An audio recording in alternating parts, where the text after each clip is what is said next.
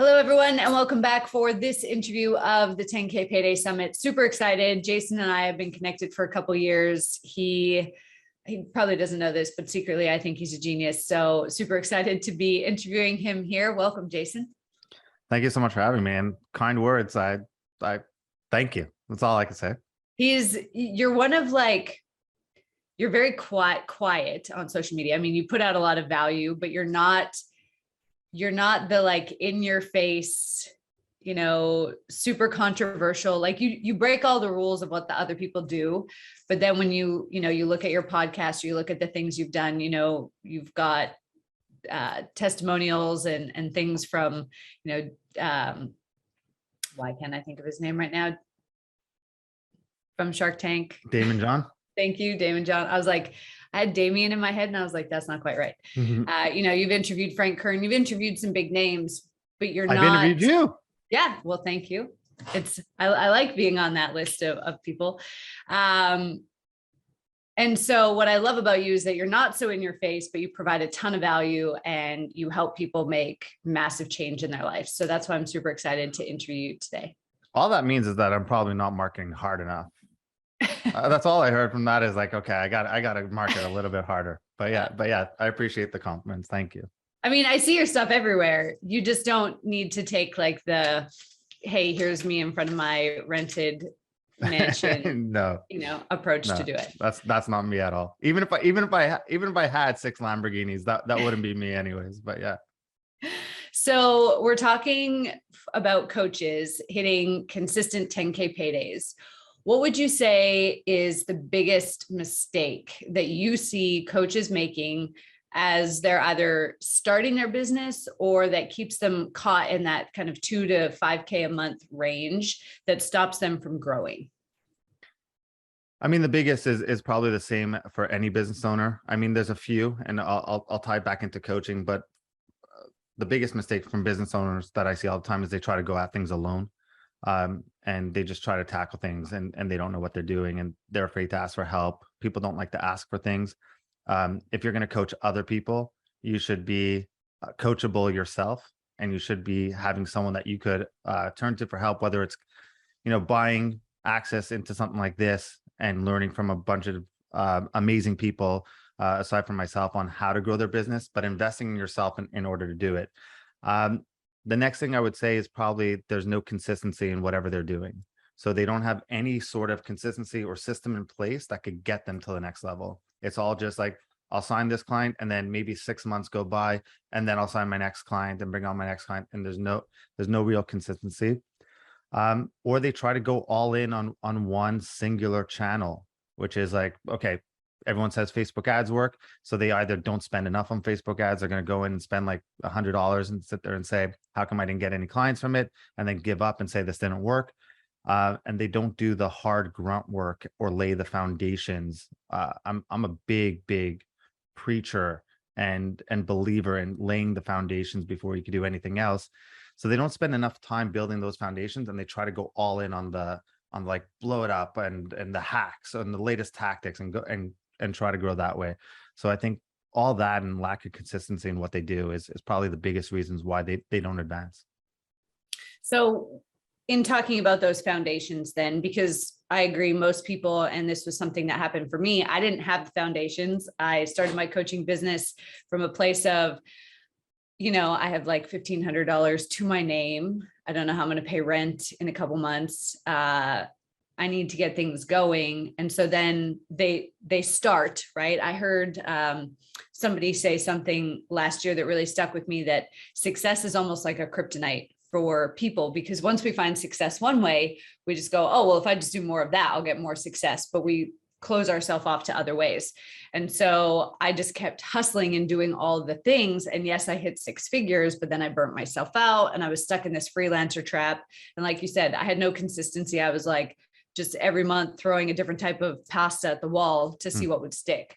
So when you talk about the foundations, what are the most important aspects that people need to build that foundation, would you say? Or what makes up the foundation? Yeah, look, I think you raise good points. I think you have that way. And then you also have the way of they get lucky, they land the one client and think this whole thing's easy. And then they just sit on their hands and don't do anything. I think building foundations, one, understanding what your offer is. Do you have a truly irresistible offer that you could put out there? I could look back at any offer that I've ever put out, and the reason why they don't work has nothing to do with my media buying skills. I think I'm a pretty talented media buyer, and it never has anything to do with the buttons I'm pressing inside of a platform. It's always my offer, because the truth is, if you knew, liked, and trusted me, and that was a given, and I put out on a Facebook ad that said, hey, Lamborghini, brand new, $100, message me now. And I didn't do any targeting, I didn't do any manual bidding, and I just put it out there. I would get overloaded with people trying to hit me up, because they knew, like, and trust me. It's not stolen, it's not a scam. But if I put out there 1989 Toyota beat up, $150,000, message me now, I could be the most talented media buyer. I could get in front of all the right people. People love Toyotas, and that offer will never work. And so I always go back to it. It's like the right message, the right market, the right media. If you could nail that trinity, like that's the J. Abraham, Dan Kennedy trinity of a triangle. If you can nail that, you're great. But aside from that, I mean, there's only, Jay talks about this, and I'm a big believer. There's only 3 ways to grow business, and that's get more customers, get them to pay more, or increase the amount of times that they actually buy from you. Those are the 3 ways. And then when I talk about foundations, I'm a big believer. I have a method that's called the market domination method, which I'm a big believer that there's 5 levers that you could pull in any business at any time, and they have compounding effects over one another. So like I said, people try to go all in on one, or they try to get 100% better in those 5 levers. And I'll tell you what they are in a second, but they try to get better at all 5 levers, and in which case they burn themselves out, because it's almost impossible to get 100% better. But if you could get incrementally better in everything, if you could increase your output by 10% in all those areas, well, it has a compounding effect that's just that leads to exponential growth. And that's awareness. How many people are you getting in front of? Lead gen. What percentage of those people that you're in front of are raising their hand saying they're interested in what you have to offer? Conversion. What's your conversion rate off those people? And then your price, and then your buying frequency. How many times they buy from you again? Those are the 5 levers that the only 5 levers I believe in any business that you could pull. And even if you got 10% better in just one of them, you have a drastic effect on your business. So I think if we focus on the beginning of those 5 levers, the awareness and then the lead gen, how do you get the people? Because, social media, it can be easy to make the noise, but what would you recommend for coaches to make the right noise that gets people to click? Okay, so let's break that down a little bit more. Because if you're going from let's say your 0 to 5,000, you're trying to grow from there. It has nothing to do with Facebook. I even think let's keep it to where the framework is. To get 10,000, right? To hit 10,000, I would not even run a Facebook ad. I would utilize my messages and my contact list and my power base, and I'd go straight for them. It doesn't cost me a penny to do. It costs me only time, right? And those are the only 2 currencies. So if you don't want to spend your time doing things, well, then you have to spend money doing things. If you don't want to spend your money, well, you have to spend your time. If you don't want to spend any, well, good luck. But if I was starting off again, and I did this for the coaching program, so I practice what I preach. Like I send out direct mail. I do everything I tell my clients to do. But I would literally go to my messenger list and sit there and say, all right, who do I think is a perfect fit for this program? Who do I truly believe I could help and get them results right away? And if they know me and I could just reach out and get them, maybe they're in a Facebook group I'm part of, maybe they're a cousin, maybe it's a friend who knows of a friend. And I would just start hitting everyone up. And I would literally send a message like, hey, Tiff, how's business going? Hope, everything going great. Yeah, things are good. Well, what are you working on? Well, I'm trying to grow the coaching program. I'm a little bit stuck. Oh, well, where are you stuck? Yeah, lead gen. I just can't get enough people into my fund. Oh, that's interesting. I'm working on a lot of really interesting things about getting people into lead gen. In lead gen, would you be open to jumping on a quick call? I'll walk you through some of the stuff. Yeah, 100%. And now I'm on a sales call. right? Every call is theoretically a sales call. I'm there, I'm providing value. And I say, by the way, I do this for a coaching program. I think you'd be a perfect fit. You should come in. You want to learn more about it. And then I'm on a call telling you more about it. But it's the grunt work. It's the grind. It's the emailing people. It's the sending out cold email. It's the doing all these things because I need to validate my offer. That's the most important thing. And it's very expensive to validate your offer on social media, to run ads, to validate your offer. I think it's a very expensive thing to do. I would advise against it. Paid media is incredible when you have a proven concept and proven offer. It's accelerant on the fire, but it's not the spark. You need to be the spark. You need to go get people in, and you need to prove it out, because the first 5 people you bring in, they're probably not going to be the right fit anyways. And it's probably going to teach you a lot more about the coaching program. And then you start realizing, oh, what people want isn't necessarily what they need. But I may not need to sell them. And everyone tries to sell what that person needs. But the truth is, it's a little bit different. You kind of have to sell them what they want and then give them what they need. But it's the reverse. People will be like, okay, I know she wants this, but she really needs this, so I'm going to sell her what she needs. But you're not even thinking about that. You have a want in your head. So I think that's the way I would do it. I would really like to get in front of the right people. It would have nothing to do with paid media starting off. It would just do the hard work, the hustle. I love that you said that, because I often say to people, I'm going to get a massage this afternoon. What I want is, like, I've been carrying a baby. My back is all sorts of jacked up because I always carry him on this side and feed him on this side and whatnot. And so what I want is for this pain and this tension in my neck to go away. What I need to do is lay naked on the table and somebody like dig their elbow in, but that's not a selling point. And yeah. I think this is a huge distinction for coaches is, the tools that you're using. Nobody cares that I use NLP. Nobody cares that I use hypnosis. Nobody cares if I waved a magic wand, as long as they're getting the outcome that they want. And I think that's a huge place where coaches tend to mess up, is they focus in on, well, I know better than you, so let me do this thing that you need, but they can't relate it back to what the person wants. And if you can't connect the two, people are not going to pull out their credit card. Yeah. And then you're just going to lead to upset people, right? Because you're also going to get people in, and this happens, right? There's a learning curve. And I think the biggest mistake is they need to perfect their coaching program in order to go live. I'm working on it, I need to perfect it. You don't. You're going to have version 6.0, 6.1, 6.2. Like you're going to, everything has to be an iteration. Every time someone goes through, you're going to learn something a little bit more. And then eventually you sit there and say, wow, all these things are in common. That I'm a big fan of, like, especially if you're starting from scratch, building the plane while flying. And I don't need to have all my modules set up. You're coming in as a founding member, you're in a beta group, you're in a case study, whatever it is, you're coming in, we're going to build this thing together. And because of that, you're going to get even more access to me, because I need you and I need to build this with you. And you're also going to get a ridiculous price. And then you're going to be grandfathered in at that price, should you want to continue coaching, like with me as a coach. But then I build it, because if I start spending all my time building a whole module, and then everyone that comes in starts complaining about the same thing, I'm like, wow, that's nothing like what I thought it would be. Well, that's the thing. And I believe really good coaches are amendable to that. They sit there and say, okay, they're listeners first, and they could really listen to what someone's saying and diagnose it in their head of being like, okay, what they're saying is exactly like a great masseuse. Oh, I want this, and this, I want this. They're listening to you being like, okay. I know what she really needs, but okay, yeah, sure. Yeah, you want to feel better here, no problem.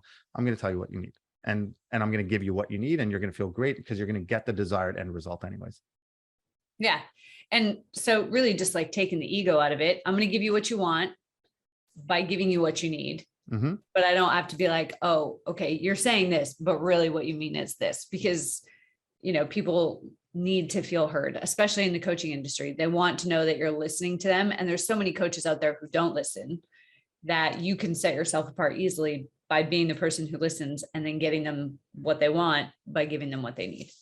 And the truth is, if you're in the coaching space, and you know this probably better than me, most people just have validation questions, right? Like their concern, their biggest like hurdle is just them. It's themselves. It's their mind. Like I could teach people how to grow a business, right? Mindset is probably the most important part of it, because if you don't understand and you can't put yourself in the framework of like, this is what I need to do and this is how I need to grow it, then it won't work anyways. And if you don't understand how the business works, and that's a mindset like that, you're playing a game, right? I think business is a sport. It's a game, just like basketball is a game. And if you ask any professional athlete, what's the most important part? They'll say it's mental, because you've seen so many people with so much talent never make it far in the NBA or the NFL. What differentiates these people is the mindset. They're winners. They're zoned in. They're focused. That's all. Like you've heard people say that. Tom Brady, look athletically, look at the guy. He's not like the most amazing.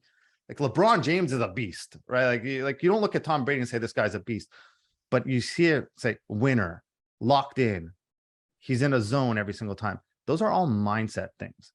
That has nothing to do with talent. Those are all mindset things. And because of that, he just up levels himself. So I think without that, you can't even go anywhere. So I mean, if you're trying to combat your clients all the time in a coaching program and be like, okay, you're saying this, but I think you really want this, and I'm going to just tell you this, then you're not overcoming the most important part for them. And I think as a coach, you really need to like you have to be able to listen. You have to be able to decipher what they're really saying. Absolutely. So we're in this interesting phase in the world. We've just redefined recession in the US, but we're in a recession. Yeah. How can coaches recession proof their business? Because really now more than ever, people need a coach. They need help navigating the current situations of the world. So what can people do to set themselves apart to make sure that they are still standing at the end of this and they're not one of those businesses that collapse? I think the biggest mistake you could do is try to, like, again, go singular and try to find what's that one thing that's going to get me past this. I think you need to be prepared. I think everyone needs to have a recession plan. Bad news, you're already too late if you're trying to build this one now. But the good news is there's amazing opportunity in times like this. If you're an entrepreneur and you're a coach listening to this right now, this is where life-changing moments are made. They're not made in a boom economy. They're made right now. So get your mind right, get ready to land grab, because there's going to be a big position to land grab. People are going to need coaching more than ever. So get ready to position yourself as that person. But I think to have that, what I call that Kevlar suit for your business, that body armor for your business, that like you're bulletproof, recession, whatever comes your way, you're bulletproof, goes back to the foundations again. Jeff Bezos is famous for saying that people always ask him, what's going to change in business? Well, like where's the world going to change? What's going to change? And he says, that's a great question, but more important question that you want to ask is what's not going to change. Because what's not going to change is in your control right now. You can't predict what's going to change in business 6 months from now, but you can triple down on what's not going to change and really become strong in those areas. Because I guarantee your competitors are probably very weak in those areas because they're all searching for those singular tactics and they don't build that foundation. So like the Three Little Pigs, right? They're building a house of sticks, a house of hay, and no one's building a house of bricks. And that's really how you survive any recession. I mean, I'm sure you'll listen from people during this and other presenters. They'll give you tips and different strategies and all in. I'm about the unsexy. Like I'm really about, none of those are going to work long term if you don't have your house in order, if you don't have the foundations laid. So again, the 5 levers, I'm all in on that. Get those right. Start incrementally building those. Build the Parthenon, right? Like think about like a Greek Parthenon. There's pillars, and that's what holds everything up, versus like a 3-legged like table, right? It's going to be wobbly. It's going to fall down. That won't last a recession. That will get wiped out in a recession. There's going to be a lot of 3-legged business owners out there. So as somebody who's interviewed some pretty big names, you're very good at adding value. So last question for you. What is the best tip that you can give coaches about adding value from a place of just serving so that they can grow their audience and pull that first lever of awareness? Yeah, just understand that there's no secret sauce. So nothing you're holding back is so revolutionary that no one's ever thought of it before, that you have to keep it safeguarded, and no one knows about it. We live in a world where everything's searchable on YouTube, where we're inundated with so much noise that the ones who stand out are the ones who aren't afraid to give it all and provide that value in advance, and really grow. And look, 90% of them, let's say majority of people, they're going to listen to your advice and not do anything with it, and that's fine. Doesn't cost you anything. A small percentage of those people are going to be super happy, and they're going to want to work with you, and they're going to love what you have to say, and they're going to resonate with you. You're going to have to build your tribe, because the most important part of a coaching program is you have to, like, I've had so many different coaches in my life. The one that I've stuck with, like from a business side of things, is the one I resonate with, the one I align with. I'm like, so you have to understand, you have to repel people too, and that's going to come in your content. So if you try to play it safe and safeguard everything and just say the safe things, well, you're not going to build any tribe of people who want to work with you. You have to be able to say, this is what I stand for, this is what I don't. And if you don't, that's okay. There's many business coaches, you don't have to, or there's many coaches, you don't have to work with me. But if you align with me, that's how you build your tribe. That's how you build people who want to stay with you for a long time. That's how you get clients who love you, throwing money at you, staying with you long term. That's how you get that. So I would say just make sure you put out as much content as possible, because I think the biggest reason people don't is they're like, well, what if someone listens? I'm giving out this for free, but I'm charging money for it. And what if someone just goes and does it? Amazing. 1% of those people are going to do that, are going to take your advice and be like, cool, I love what you have to say, I'm going to go do it. I don't need to hire you. I got it. I'm going to go do it. They become an amazing advocate for you if they actually do it. If they do it and sit there and say, okay, I learned this from Jason, I learned this from Tiffany, I learned this from Sid, I learned this from whoever, that's going to become a testimony for me. But I think just put out the content, put out what and speak to your ideal market, and don't be afraid to, like, everyone wants to play so much bigger than they actually are. No one wants to be real, and no one wants to start from zero, and no one wants to do the grind. I put out a lot of content, you know this, and I do a lot of podcasts. For the longest time, I never went live. Just scared me. Never wanted to do live. As someone who puts out video content, like 3 pieces every single day, and does podcasts, I couldn't go live. Like that was the thing. And until I started breaking it down, being like, okay, the reason why I'm not going live is because my ego's involved. What if no one shows up? Guess what? I have a pretty big following. I've done 6 live Q&A shows. I think the average is like 2 people per show. I just tune it out now. It's out there. It's out there. I don't care. So if one person listening to that, I could affect their life, that's a win for me. And that's better than 0. And that's better than me keeping it to myself. And as a coach, that's how you have to think. And if you don't think like that, you're not a real coach. Like you're you're here to help people and change people's lives. And that's just what you got to do. I don't even know if that answered your question, but It yeah. did. It answered that and so many more. Take the ego out of it. I love it. I think a lot of coaches get themselves stuck by focusing on the ego, focusing on the, well, I need the mansion or the Lamborghini to stand in front of in order to be good enough or to have made it. Yeah, I put out a post about this literally, I think yesterday, where I was like, everything comes in simplicity. Like if you break everything down, business is simple. If you do the simple things, the foundations, they're not sexy, they're simple. You do the simple, you get success. But what happens? You then start going, oh wow, Sid, he's doing better than me. What's he doing? And then I start getting in my own way. Then I start to overcomplicating things. Well, he's doing live 6 times a day. I got to do live 6 times a day, but you're not building your foundation. Now you're abandoning your entire map, and you get in your own way. 99% of the time businesses like fail is because people don't stick it out long enough, and they just get in their own way. Awesome. This is going to be an interview that people definitely go back to. So if they haven't upgraded to VIP, make sure that you do. And we've got a bonus training for you from Jason as well. Where can people connect with you and hear more of your genius? jportnoy.com is my website, and I'm at Jason Portnoy across all social channels and easily accessible. So say hi. Awesome. And your podcast is Perfectly Mentored? Yep, that's my podcast called Perfectly Mentored. I always forget about that one. Yeah, Perfectly Mentored. Available on all channels. Beautiful. Awesome. Well, thank you so much, Jason, for joining us today. Thanks for having me. It has been awesome.